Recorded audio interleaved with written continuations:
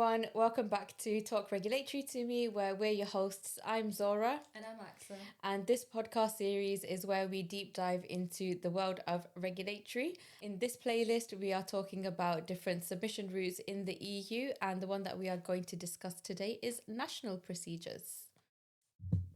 Pull my mic closer. Dramatic effect. I know.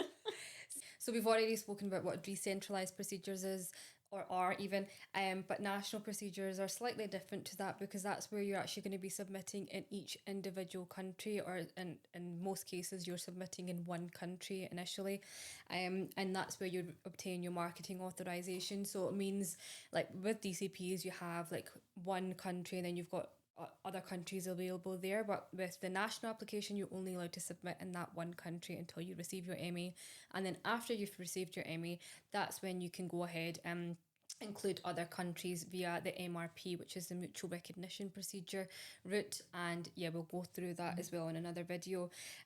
So this procedure is mainly used, as I said, when you are planning on marketing just in the one country.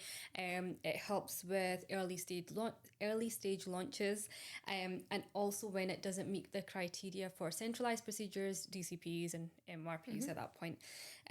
So in Europe, you have a generalized timeline of around 210 days, and that includes a clock stop. And we have spoken about a general timeline that DCPs use, but with national procedures, you don't have that specific layout the way DCPs It's not have. a set timeline as it is for DCP and CP. But I'll talk to you a little bit. I say MHRA, that's the national agency in the UK. Your expertise, your area of expertise now. Which I am currently working at the moment. So I mainly work on UK and Ireland procedures. And for the UK, you actually have two submission routes, or like submission timelines even. One of which is a standardised timeline, and that's 150 days. And that does have a kind of flow chart, I guess, or specific timeline on how the information is given to the MHRA and how it's received back. And so what happens at the start similarly is a submission, and then so about like what happens with the DCPs is kind of the same, I guess, right? So you have the validation phase as well. Is it the same kind of validation phase? I guess it's not as intense as a DCP because you're only submitting to one agency. Exactly. Whereas when you have the DCP, you have to wait for all of the countries to come back and and I think with the DCPs, as you mentioned, you can take over a month for them to get back to you when it's actually supposed to be just the minus the 14 days. Once it's all validated, etc., you'll have your day zero. Same kind of process, but not the exact same days, I guess, for national. So then you'll have day 80, which is your first set of questions. So then how long do you have to respond? Is it day 100? Yeah, so you've got 20 days. It's not a long, it's not a long period of time. If you're submitting, for example, to a national in Germany, and if you were to submit a DCP in Germany, they're going to come back with the same question. So in a DCP where it can take you a couple of months to maybe kind of formulate that response, if anything additional is needed, you've only got that 20 days for in the UK. Yeah, exactly. So you have to have you have to firstly ensure that when you're first submitting, you've got everything set in stone. And you try with DCPs, sometimes you can get away with saying, okay, I'll provide this information during the procedure. The clock stop, Whereas with nationals, you don't kind of have that luxury because of the time that you have for responses. So you need to really ensure that you've got everything up front rather than saying, oh, I'll provide this during the procedure. And then they're quite quick to get back to you as well, right? So day 120, is it when they send your like the second round kind of comments? So the second round of questions comes at day 120, and then your response 140, and then your final decisions day 150. So do you have clock stops? There are clock stops, and they are normally around 3 months. So you'll have that in your first set of questions before respond between the day 180 and day 100 of your responses. So day 80 and day 100. Okay. So it's kind of similar, but then not similar at the same time. Yeah. And then, so that's your standard procedure, but we also have an accelerated procedure. So one of which would have been used for, say, COVID. So when we had the COVID vaccination, it would have went through an accelerated procedure. I don't know, they didn't do nationals. They did they do DCP for COVID? Do you know? The vaccines, I believe they were submitted via centrally authorized. CPs. Yeah. Yeah, so they wouldn't have done for the MHRA. But then no, wait, that was after Brexit, so I think So we it was would after have done a Brexit. national procedure. For the UK, yeah. Yeah.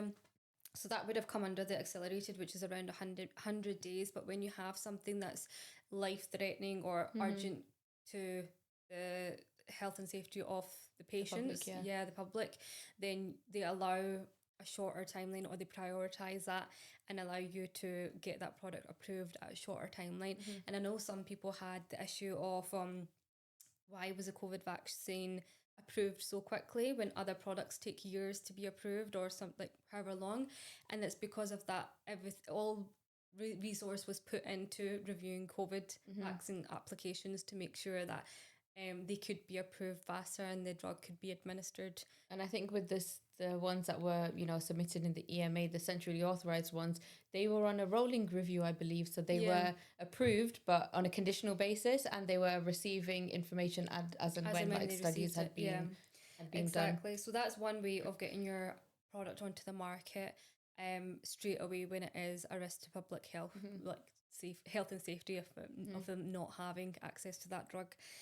So that's basically what national procedures are, and you have that for every single national agency in the EU. So you'll have a different timeline in Germany, you'll have a different timeline in Poland, in Netherlands, in Sweden, etc. Not Sweden. Yeah, why not? Sweden. Yeah, sorry, it's not Switzerland. Switzerland. Yeah. So talking about national agencies, obviously you said they all have their own kind of, flow charts. Essentially, they all have national requirements. If I ask you, if I tell you a name for a national agency, can you guess the country? Let's see. You didn't do too well on the branded names. No, let's not talk about that. Let's not repeat that. So, okay, I'm going to give you an easy one just because you mentioned it before. Okay. B Farm. Germany. MEB?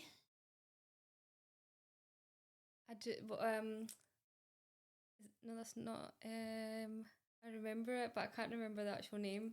Netherlands. Is that Netherlands? Yeah.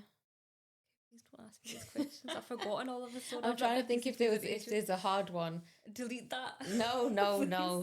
I've not done DCPs in ages. HPRA. Ireland. Well done. Thanks. Who else is there? I mean, I did so many. Denmark. Yeah. SUKL.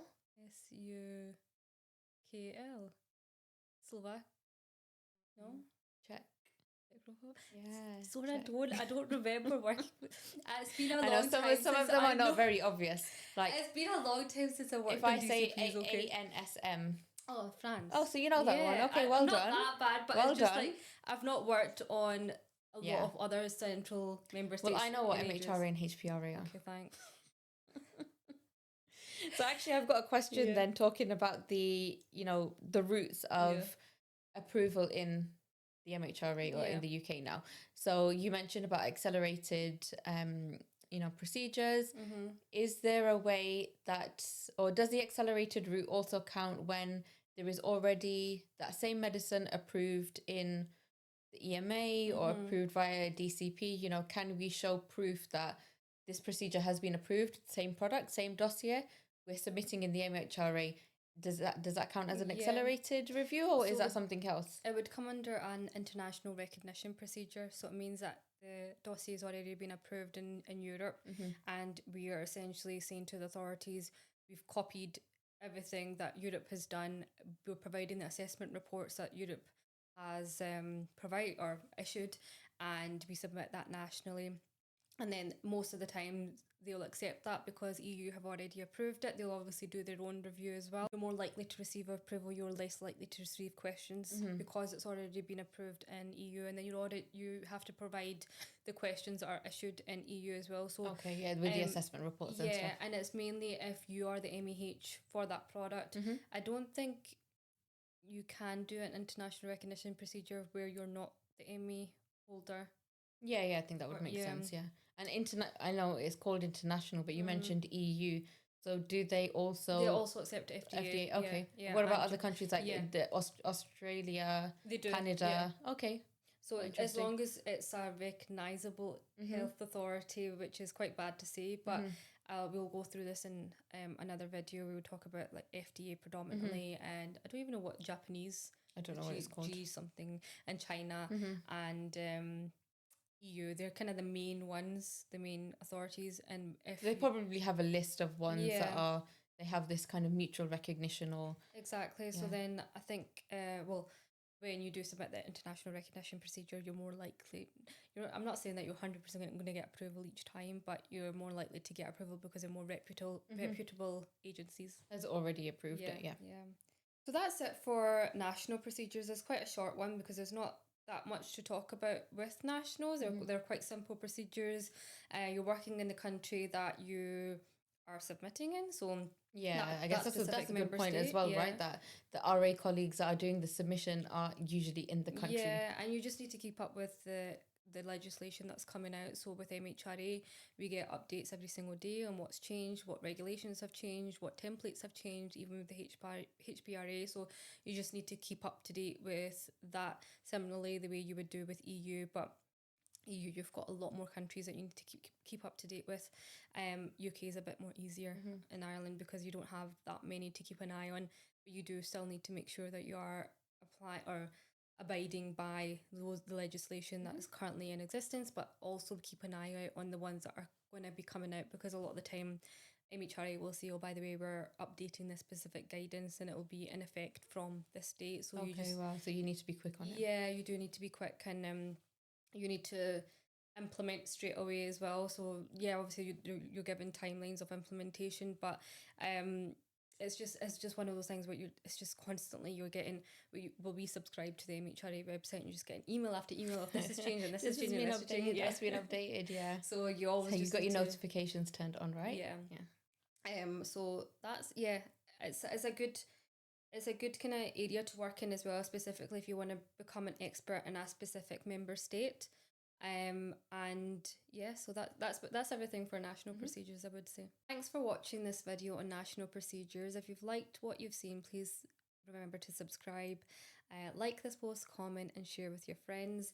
And we will see you on the next one. Bye. Thanks, bye.